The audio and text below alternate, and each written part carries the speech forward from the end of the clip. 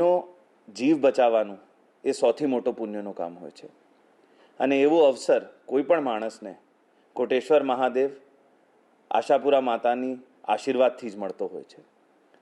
કચ્છના ઉપર જે ડીપ ડિપ્રેશન 2-3 દિવસથી હતો, હવે આવતીકાલે સવારે એ ચક્રવાતમાં કન્વર્ટ થવાના છે.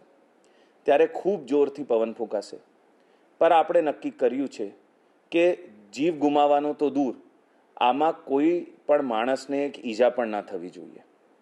એના માટે આ 3 તાલુકા માંડવી, અબડાસા અને લખપત એનો એક પણ માણસ સવારે 4 વાગ્યાથી સાંજે 4 વાગ્યા સુધી કોઈ પણ કાચા ઝૂંપડા કે કાચા મકાનમાં ના હોવું જોઈએ. જે કંઈ માણસો આપણા ગામમાં, આપણી શહેરીમાં ગરીબ માણસો હોય, કાચા ઝૂંપડામાં રહેતા હોય કે કાચી પતરાવાળી દુકાનમાં હોય, એને આપણે સવારે 4 થી સાંજે 4 એ 12 કલાક માટે ગામની પાકી શાળા, કોઈ વાડી, કોઈ ધાર્મિક સ્થળ અથવા જરૂરત પડે તો પોતાના ઘરમાં રાખવાના છે, જેથી એને કોઈ પણ પ્રકારની ઈજા ના થાય.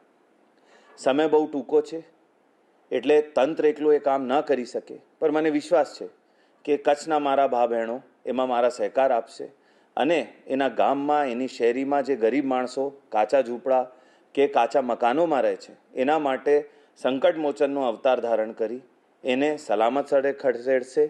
કોઈ પણ સંજોગે એના ઉપર જોખમ આવવા દેશે નહીં.